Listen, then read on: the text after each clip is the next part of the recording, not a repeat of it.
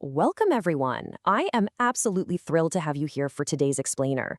We're going to do something a little different today, and honestly, it's incredibly fascinating. We're doing what I like to call a micro deconstruction.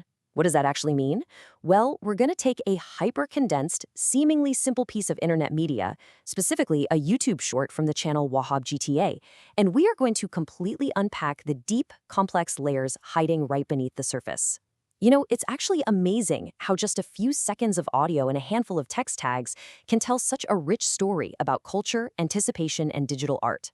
So if you love understanding the hidden architecture of the media we consume every single day, you are in the exact right place.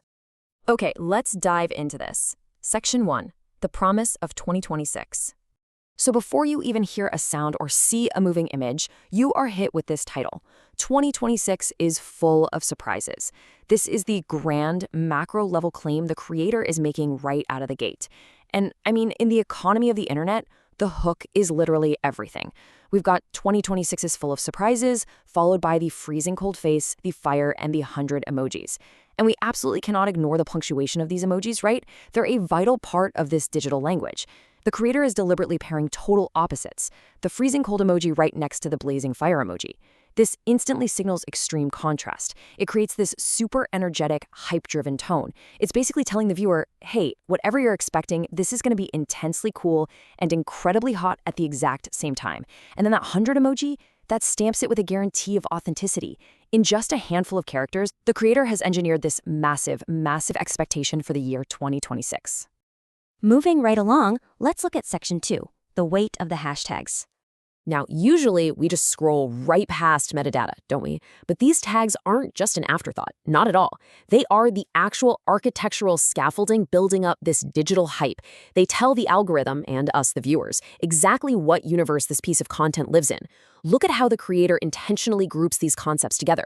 They link massive, record-breaking gaming anticipation with tags like hashtag GTA, hashtag games, hashtag gaming, right alongside major real-world global phenomena, specifically hashtag World Cup. Because think about it, 2026 is a massive year for both the next iteration of the Grand Theft Auto franchise and the FIFA World Cup. So by bundling these huge world-spanning corporate events together with hashtag shorts and hashtag edit, the creator is essentially hijacking the global hype train. They're programming you to expect something of monumental, worldwide importance. And this brilliantly illustrates a central tension here.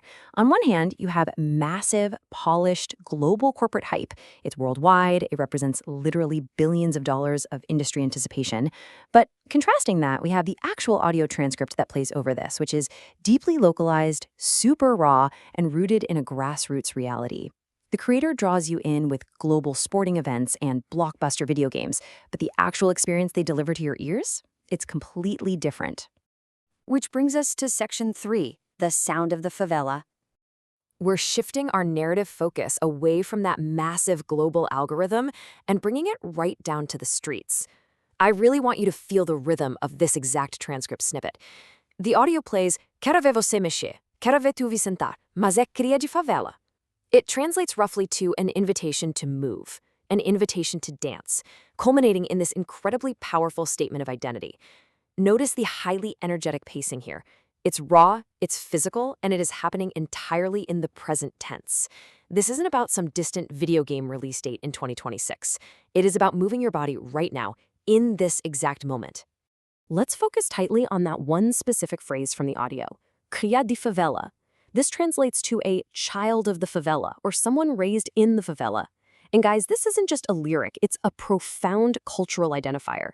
By including this, the text literally roots this globally tagged, algorithm-chasing video into a very specific local and deeply human cultural context. It injects this undeniable, authentic, grassroots energy straight into the digital ether. You clicked for the GTA and World Cup hashtags, right? But you're actually being immersed in the proud, resilient identity of Brazilian funk and favela culture. Let's move to Section 4, the feeling of freedom. So the crucial point is, we've seen the global setup and we've seen the local grounding. How does this super short burst of media actually resolve itself? Well, the audio ends with this deliberate rhythmic repetition, me siento libre, me siento libre, me siento libre. Feeling myself free, I feel free, I feel free.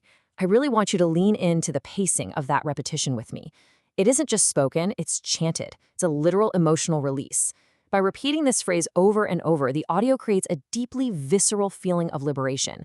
The tension of the physical dancing, the immense pride of the local identity, all of it just washes away into this hypnotic, repeating wave of pure freedom. When we pull all of this together and synthesize this entire deconstruction, the absolute genius of internet remix culture really reveals itself. Just look at these steps. In a few fleeting seconds, the creator expertly mashes up entirely disparate elements. They use step 1, the global gaming and sports tags, to hook you and grab your attention. Then, for step 2, they use those local funk lyrics to ground you in a physical, authentic reality. And finally, step 3, they deliver that incredible emotional release of freedom.